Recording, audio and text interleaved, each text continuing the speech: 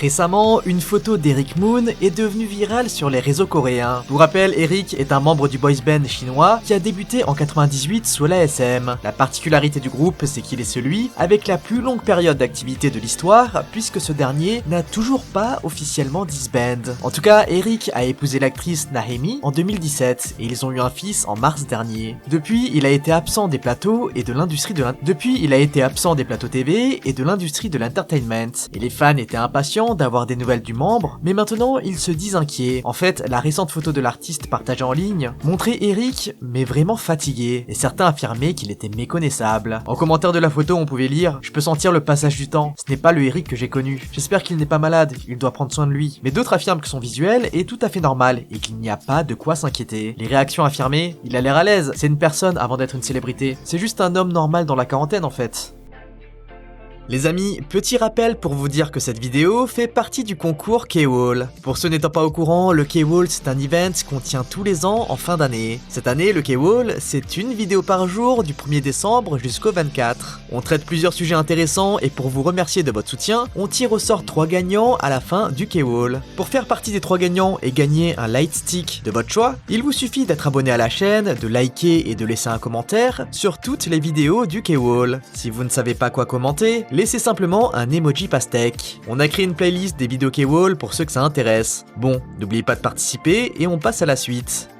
De son côté, la SBS vient d'annoncer le programme de la Gayo Daejeon de cette année, et les internautes ont été hyper excités à la vue des nombreuses collabs spéciales que la chaîne a prévues. Selon ce qui a été rapporté ce 14 décembre, il semblerait déjà que Yeonjun prenne la place de MC cette année. Mais à côté de ça, le membre de TXT performera aux côtés de Yoona Dizzy. Le duo reprendra des titres de BTS et Blackpink pour leur special stage. Apparemment, ce dernier souhaiterait célébrer les titres solos qui ont été sortis cette année par les deux bands. À côté de ça, on aura l'occasion de voir une performance mélangeant NCT 127 et Stray Kids, le thème de la collaboration étant celui de Love and Peace. Et il est finalement également prévu un featuring entre Yoja Idol et les Seraphim. Le thème pour le duo sera apparemment I Am Fearless, qui est en fait une combinaison de l'album I Am de Idol et Fearless de les Seraphim. Le 2023 SBS Gayo Daejeon sera animé par Yeonjun, mais également par Key de SHINee et Eugene de IVE. Ce dernier aura lieu à l'Inspire Arena à Incheon le 25 décembre. Cette semaine, les netizens ont été partagés concernant la nouvelle rapportée par les médias sur Seungri. L'ancien membre de Big Bang aurait été aperçu en train de fêter son anniversaire avec des amis en Thaïlande. En fait, ce 13 décembre, un chanteur thaïlandais a posté des photos sur Instagram de la soirée d'anniversaire. Avec comme légende « Bon anniversaire à mon garçon Seungri, tout le meilleur pour toi mon frère, beaucoup d'amour comme toujours ». En fait, Seungri fêtait son 33e anniversaire ce jour-là en compagnie de plusieurs célébrités thaïlandaises et japonaises. C'est le premier anniversaire que fête l'ex-membre de Big Bang puisqu'il a été libéré de prison en février dernier. Cependant, face aux articles relayés par les différents médias coréens, les netizens ne savaient pas vraiment comment réagir. Une partie des internautes affirme qu'il est en droit de fêter son anniversaire et que nous n'avons rien à redire là-dessus. Les médias devraient arrêter de faire un article à chaque fois qu'il apparaît quelque part. Il faudrait le laisser tranquille. En fait, maintenant qu'il a purgé sa peine, ça se verrait qu'il souhaite simplement vivre une vie normale, loin des projecteurs et loin des médias. Cependant, on ne le laisse pas tranquille. Mais d'un autre côté, certains netizens contredisent ses propos. Seungri a été condamné pour trafic sexuel, ce qui n'est pas une mince affaire, surtout en Corée. Toute l'affaire du Burning Sun a secoué à la fois l'industrie de l'entertainment, mais également le pays entier. Du coup, qu'on le laisse tranquille ou non, les netizens sont en droit de le mépriser et de le critiquer, même s'il n'est plus une célébrité. Certains affirment que ce n'est pas parce qu'il a purgé sa peine qu'il faut oublier le mal qu'il a causé. Et finalement, certains prennent le sujet beaucoup plus légèrement et se disent amusés par le placement des bougies sur le gâteau. Bon allez, on passe aux actus feel good. Les ARMY ont frappé fort encore une fois. Le 12 décembre, tous les membres de BTS se sont officiellement enrôlés dans l'armée pour effectuer leur service militaire d'un peu moins de 2 ans. Les fans ont logiquement été tristes à l'idée de ne pas voir les membres pendant si longtemps, cependant ces derniers leur ont rendu un bel hommage. Selon Big Hit Music, le 14 décembre, la chanson emblématique du groupe Spring Day a été en tête des classements iTunes dans 83 pays du monde entier, et ceci du 12 au 14 décembre. C'est hyper symbolique puisque le titre transmet un message d'espoir d'espoir et d'affection concernant des amis lointains. Une chanson qui reflète parfaitement les sentiments des armies, pendant que les garçons sont au service militaire. L'autre bonne nouvelle concerne aespa et Rise. Le Music Bank Global Festival 2023 va bientôt se tenir, et le show a dévoilé la première collab stage officielle entre groupes de l'ASM. Et c'est aespa ainsi que Rise qui se partagent la scène. Le special stage s'appelle Winter with KBS et regroupera Winter, Karina, Wonbin et Shotaro pour une performance incroyable. En fait, le festival sera composé de deux parties. La première partie proposera aux viewers des performances en direct du KBS Seoul en Corée, animées par Howon et Wonyoung, tandis que la deuxième partie proposera des performances incroyables au Belluna Dome de Saitama au Japon, animées par Howon, Gominchi et Lee Youngji. Un événement très attendu par les internautes.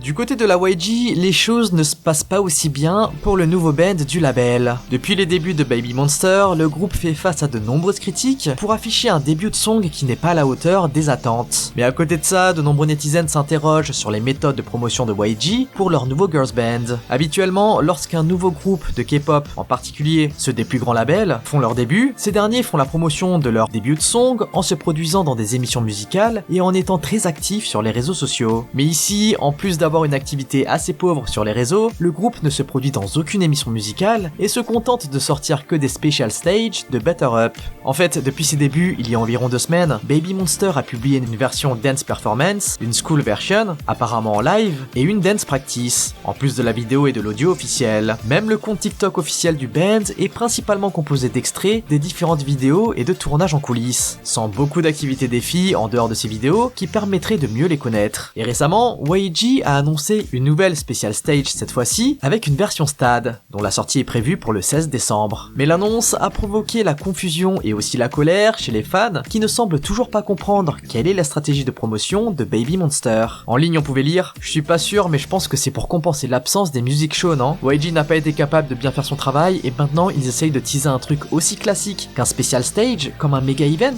Vous savez ce qui serait cool? Une B-side. Arrêtez avec vos versions de Batter Up.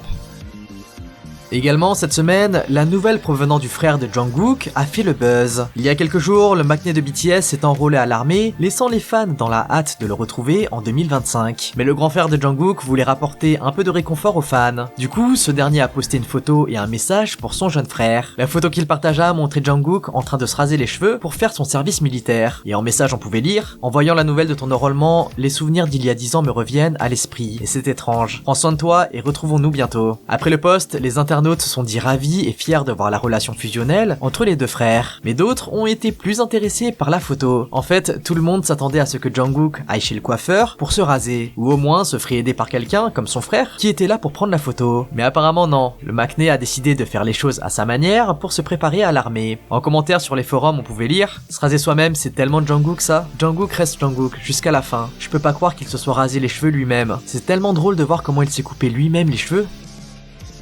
Finalement, ce qui a touché tous les ARMY cette semaine, c'est la scène d'au revoir des garçons avec Bang Si-hyuk. Tous les membres de BTS se sont enrôlés pour le service militaire obligatoire, et le 13 décembre, la chaîne de BTS a diffusé une vidéo révélant les derniers moments de RM, V, Jimin et Jungkook, au centre d'entraînement où les cérémonies d'entrée ont eu lieu. Dans la vidéo, on peut voir le fondateur de HYBE, Bang Si-hyuk, qui était présent pour faire ses adieux aux garçons. En fait, le PDG du label a préparé des produits de première nécessité pour les garçons, comme de la crème pour le visage ou encore des patchs réchauffants. Et ce dernier prit le temps de donner des conseils aux garçons pour que tout se passe dans les meilleures conditions possibles. Les fans ont été touchés par le moment hyper chaleureux et émotif où Bang Si-hyuk a fait ses adieux aux membres. Un geste hyper symbolique car le PDG et les garçons ont partagé des moments très compliqués pendant les prédébuts et les débuts du groupe. Et beaucoup affirment voir non pas le PDG d'un label faire ses adieux, mais plutôt un père dire au revoir à ses enfants. Bon les amis, comme d'habitude on se retrouve demain pour une autre vidéo K-Wall. En attendant, lâchez votre like, abonnez-vous et activez la cloche. Allez, on se dit à demain et bye bye.